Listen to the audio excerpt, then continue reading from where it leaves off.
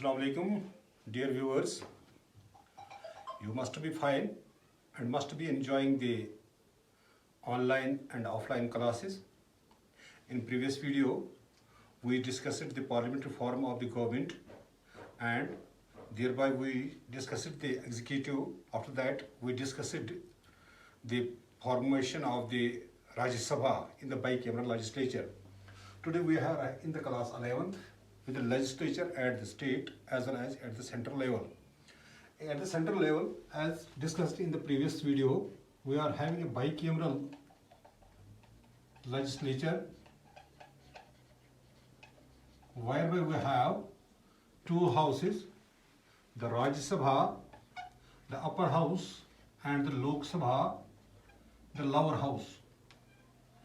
In Rajya Sabha, we have known that there are 250 members, out of which 238 members are elected.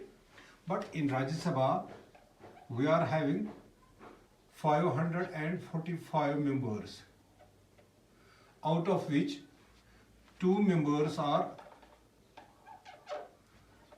nominated by the President of India from the Anglo-Indian communities.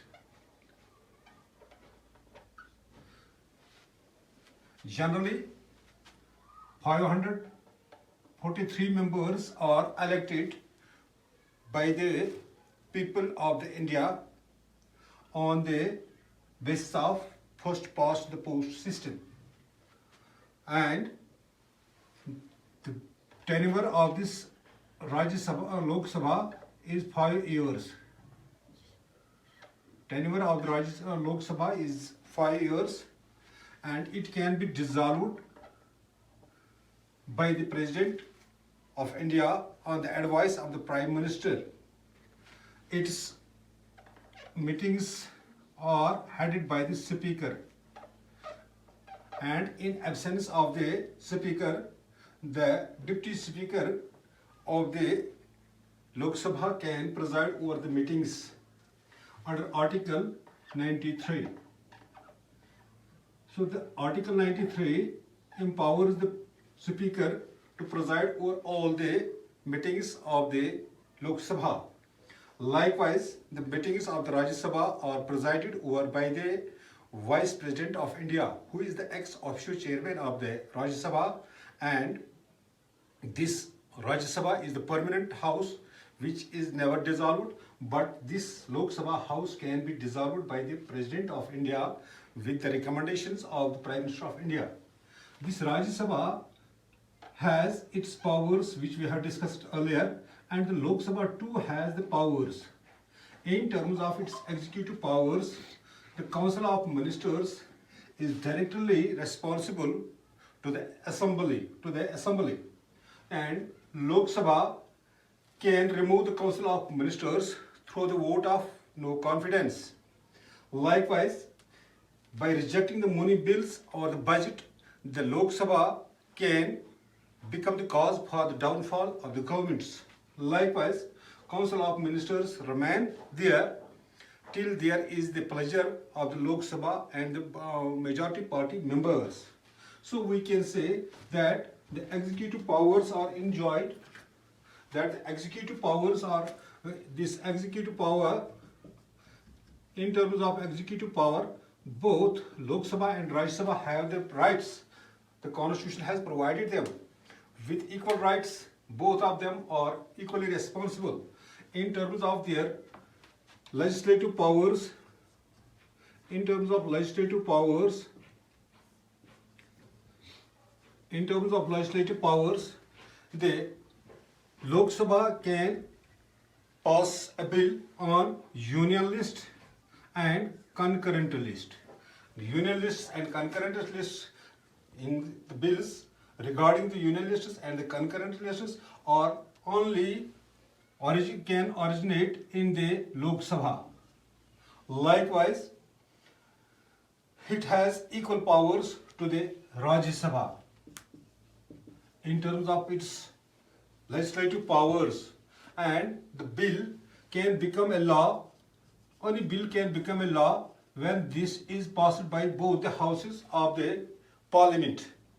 And in case of deadlock,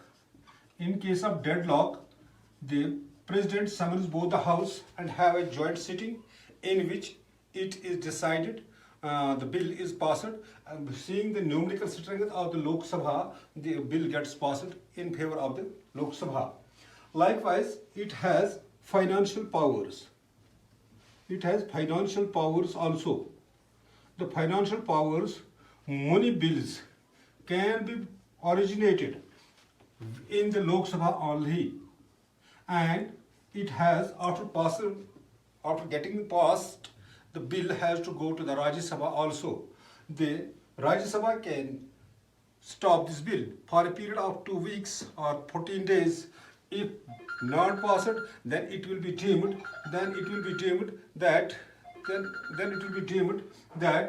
the Lok Sabha, that the Rajya Sabha has passed the bill. And it goes after that, the bill is deemed to be passed. Likewise, it has the amending powers.